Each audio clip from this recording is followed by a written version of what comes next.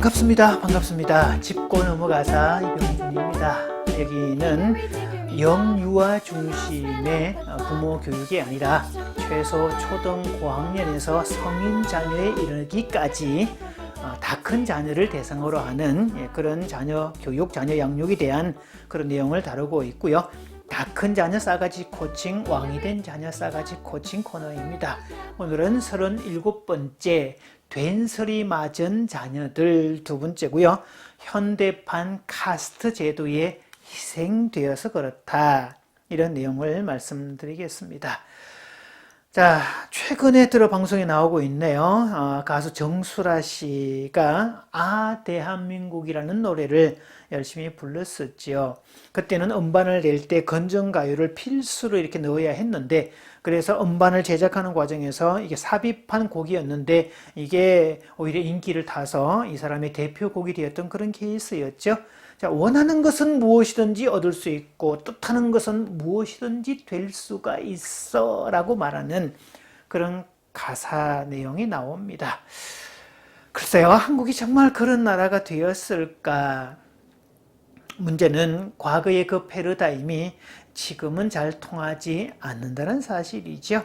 열심히만 하면 돼, 한 우물만 파. 자, 그런 것들이 어른 세대의 어떤 캐치프레이즈였는데요. 미래로 가면 갈수록 현대사회도 물론이고 이 통합적 사고와 다양한 능력이 요구되고 있습니다. 또한 그것을 뒷받침해 줄 수 있는 하드웨어가 필요하죠. 그런 부분에서 한국의 청춘들이 지금 M4 세대가 되었다라는 가슴 아픈 이야기를 쭉 듣습니다. 이 N4 세대는 이전에 3포, 5포, 7포 이렇게 시작되었는데요. 3포, 연애, 결혼, 출산, 거기에다가 5포가 되려면 내 집 마련과 대인관계, 거기서 7포가 되려면 희망과 꿈까지 다 포기하고 7포뿐만이 아니라 다른 모든 것들도 다 포기하자. 그래서 N포 세대라고 얘기하는데요. 그래서 늘 이 시간을 통해서 제가 강조하고 있는데, 현재도 그렇고 미래도 그렇고 앞으로 우리가 풀어가야 될 문제가 이 중독과 폭력이지만 사실 더 큰 문제는 무기력이다 라고 말씀을 드렸습니다. 사실 이 M4 세대들에게 따라온 현상이 무기력이 됩니다. 어른들은 부모 세대는 정말 개미처럼 산 세대입니다. 열심히 산다고 얘기했을 때, 그래서 미국 사회에서는 유대인들이 그렇게 부지런하다라고 했는데, 그 유대인들이 새벽에 일찍 나가서 밤늦게까지 가게를 열 때 한국 사람들은 그 유대인들도 게으른 사람들로 만들어 버렸다는 사실이죠. 그네들이 새벽 일찍 밤늦게 이럴 때 한국 사람들은 아예 가서 24시간을 그냥 가게를 열어버리는 그런 경우 때문에 정말 열심히 살고 성실히 살고 부지런히 산다고 한다는 부분에서 한국 사람들 대단합니다. 지금의 부모 세대와 그 이전 세대는 당연히 그랬겠죠. 자, 그때는 하면 된다. 산입에 거미줄 치랴. 노력은 배신하지 않는다. 구르는 돌에 이끼 끼지 않는다. 이런 캐치프레이즈를 걸고 열심히 살았습니다. 또 열심히만 하면 된다라는 이 희망은 부모 세대의 희망이기도 했고, 실제로 그런 결과들을 산출해내는 사람들이 많았습니다. 그러나 현대의 자녀들은 이 절망의 늪에 빠졌고 미래에 대한 암담함의 크기가 훨씬 더 컸다는 사실이죠. 자, 그래서 최근에 부각된 용어가 금수저, 또 흑수저 이런 것들인데, 원래 금수저라는 말은 유럽의 귀족들이 유모가 그 귀족의 자녀들을 돌볼 때 금수저, 은수저로 음식을 물렸다라고 해서 부의 대물림이 계속되는 그런 상황, 그래서 부자로 태어난 아이는 계속 부자로 살게 되는 이런 현상을 지칭을 하고 있고, 한국에서도 이런 현상들이 가진 사람들은 더 많이 가지고 계속 그걸 유지하는데, 못 가진 사람들은 계속 더 가난해지고 더 힘든 생활로 전락하는 그런 일 때문에 이 사람들을 금수저라고 불렀고, 아래쪽에 자신들이 속한 쪽을 흑수저라고 불렀습니다. 그래서 이 초등학생들의 로망 중에 하나가 건물주 된다고 얘기를 하는데요. 그래서 요즘 이런 말이 있다고 그러죠. 조물주 위에 건물주 있다. 사실 이게 금수저, 흙수저 이렇게 나눴으니까 사실 태어나면서부터 이렇게 정해졌다면 이게 인도에서 시행되고 있는 이 카스트 제도랑 똑같지 않을까 싶습니다.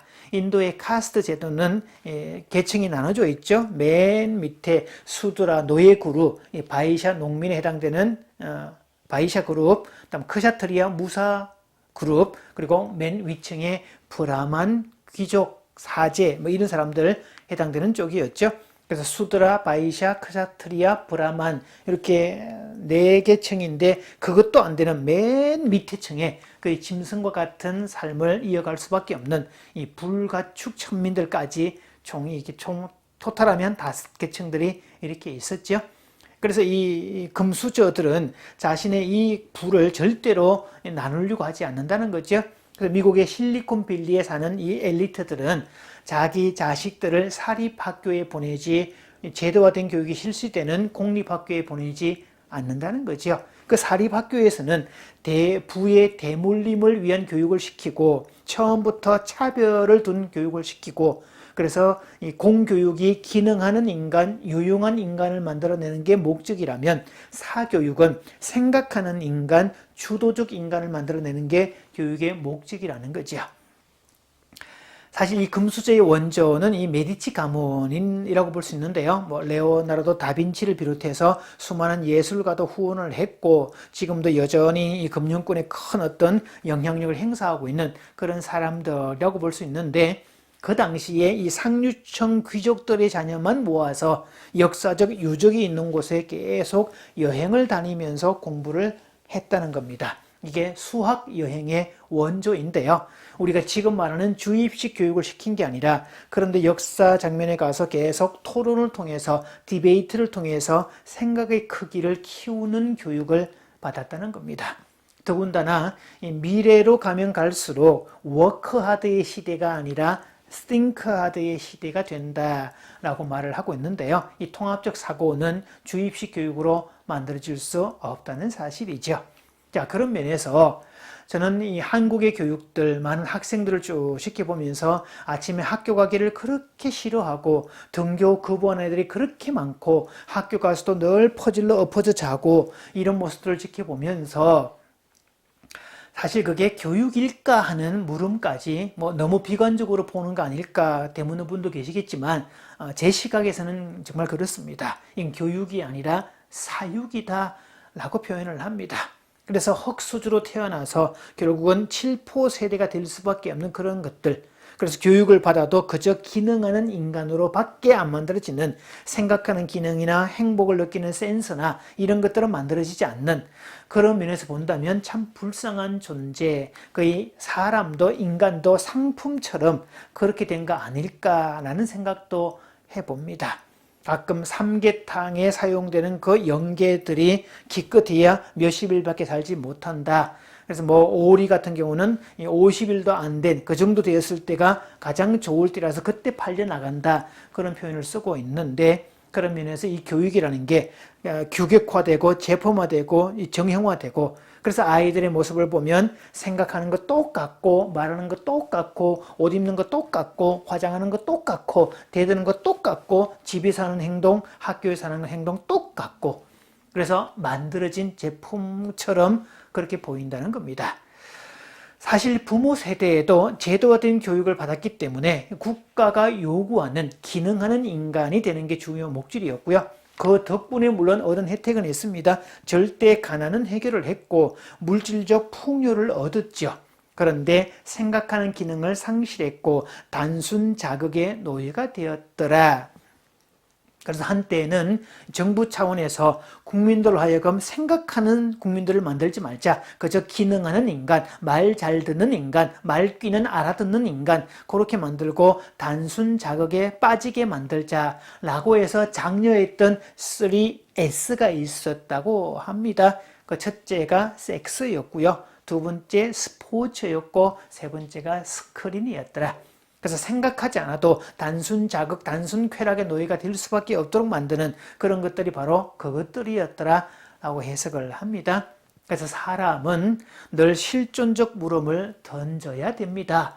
배부른 돼지로 살 것인가, 배고픈 소크라테스로 살 것인가. 물론 여기서 사고의 능력이 통합적 사고가 만들어지면 배부른 소크라테스도 가능하다는 사실이죠.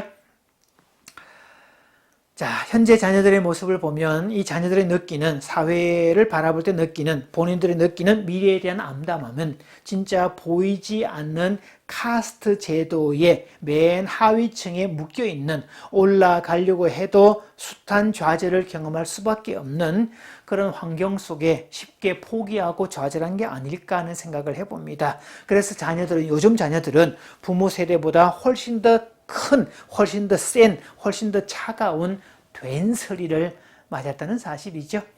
그러나 그럼에도 불구하고 기회는 있습니다. 탁월함을 통해서 신분을 상승시킬 수 있는 기회가 있고, 물론 거기에는 엄청난 노력과 탁월함이 필요할 겁니다.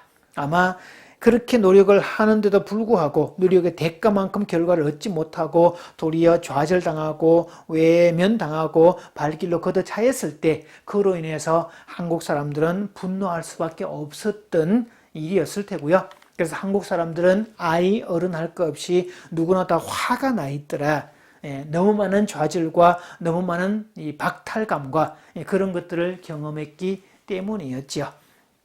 그래서 이 어른들의 사명은, 또 우리가 해야 될 일 중에 하나는 아이들이 수고한 만큼 대가를 얻고 꿈을 꾸는 크기만큼 이루어지고 있고, 그래서 정말 어떤 원하는 대로, 꿈꾸는 대로 이루어지는 세상을 그네들이 경험할 수 있는 그런 사회, 그런 국가를 만들어야 될 책임이 있습니다. 자, 다음 시간에도 우리의 자녀들이 어떻게 된소리를 맞았는지에 대해서 계속 이어가겠습니다.